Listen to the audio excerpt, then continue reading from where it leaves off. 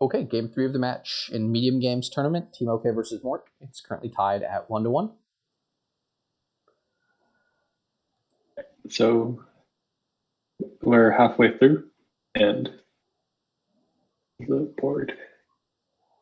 We have Swindler. Yeah. We've got Swindler, we've got Catapult, which are going to be annoying. There's no easy way to trash your estates. I'm not even sure what I open here on 5-2. Swindler is a card that many people has banned. Neither of these players even have Swindler on their dislike list. Someone has Way of the Goat on their dislike on their ban list, and Bounty That's Hunter very surprising. Pursue. Very strange. Governor, Tournament, Donate, Possession, Masquerade. I understand why those are banned. Snowy Village is kind of weird as well. Yeah, you play enough games with like where you build a Herald stack and you hit the Snowy Village on like the first play, and you're just sad. Oh, sure. Yeah. Rats is, I don't understand Rats. You just don't buy it if it's not good. And then Soothsayer is reasonable. Procession is weird. Procession is one of those cards that it can be very high skill. And if your opponent knows how to play Procession better than you, they can often just win the game. Right. The logic is similar with Donate, I think, here. Yeah. I had a hand mix. Was it hand mix? No, it was it was a hand mix game with Donate where it was just my opponent had like 4 goons and 4 villages and turned like 5, and I had nothing. It was terrible. Although that was mostly first player advantage. So the question here, I guess, is do you get the paddock? I think I'm going to say no on the paddock here and get Stonemason for like catapult gear on my 5. What? Yeah, and then pick up a silver on, or wait, actually, that's all you can get. Yeah. The gear is fine with terminal stuff, and it can help smooth out the catapult attack. Then probably you pick up a diplomat the first time you hit 4, because you figure you're going to get attacked, every turn for the rest of the game, probably. TeamOkay opened catapult silver. I think I like catapult gear better. Yes, I agree. Miska and I would not have gotten a Faithful Hound, I don't think. You probably can get away with having a Faithful Hound. You're going to get catapult attacked often enough that you're never playing it. No, I don't think I want the Faithful Hound, no. Yeah. Because I want to try to activate my diplomat sometimes. Or a lot of the times. Yes, I think you want diplomats to. And when I see my opponent open paddock, I think that paddock is going to be really fun when I turn it into a duchy in 3 turns with my Swindler. So that's why I would avoid going for paddock in this kind of kingdom, just because the Swindler. It's also terminal, and you want to play with Swindler, you want to play with catapult and gear. You definitely don't want to play with Moneylender, right? No, yeah. I think catapulting and forcing your opponent to discard is almost always better. Yeah, I mean, Swindler at 10 is also weird. I certainly want to play with Catapult Swindler as my terminals, and then, because of the discard attack, I'm happy to play with the gear, and then Diplomat. Gear is slightly awkward with Diplomat, but it can also help enable Diplomat mid-turn, potentially, if you're able to get 1 Diplomat into play. Yeah. You want to pick up a Golem at some point here to get some more action. Yeah, I don't know. I don't know what you're hitting. I don't know what the actions look like. They've both gone for golds. I certainly like the gold as Enclave better than the gold buy. I'm not sure, since I'm playing my deck with Swindlers, they're not playing with Swindlers, so some of the things, I like getting cards. Honestly, you get 4 for a Diplomat, and they swindle your Diplomat into a potion, probably. Then you end up getting a Golem, so it's just, awkward stuff. Golem is nice, I guess. You can get 2 golems in a turn with Stonemason, but then your golem hits a Stonemason and you have to trash something. It looks like they're both playing for a simple, mostly greening strategy here. There are palace points, which incentivizes going down that line.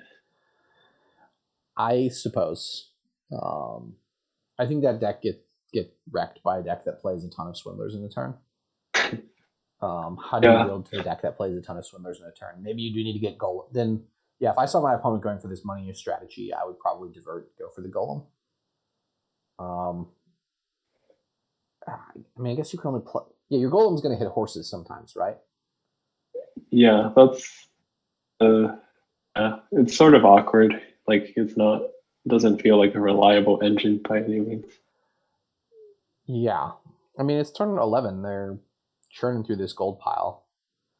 Yeah. I guess you don't stop buying enclaves until the duchy pile's empty.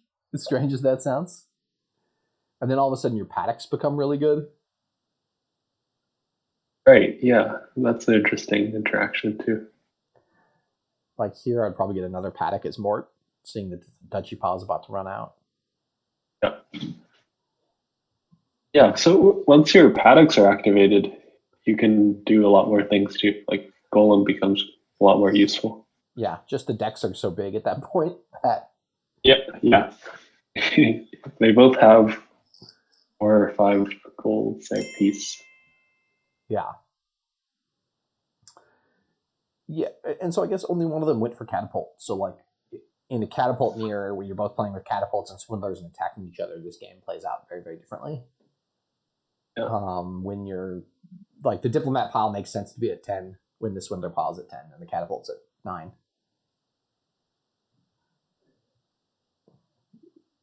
Yeah, if you catapult silvers here, you can junk your opponent too. Yeah, but that's -3 VP at this point. Every time you do that. Yeah, that's fair. Yeah. So they've both probably both trashed 2 coppers, so they're probably not going to trash any more coppers because the silvers are going to be worth 3 points. I prefer the paddock there. Yeah, like they've got plenty of gold in their deck. We'll see if TeamOkay goes for the attack. I don't think that makes sense here.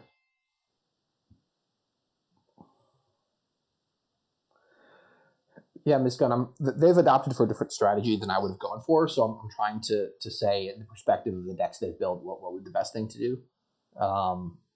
If I'm playing with heavy attacks and my opponent's both playing with heavy attacks, then it's turn 20 before we're at this point because our decks are so filled with curses and junking estates into stonemasons or stonemasons, catapults into silvers.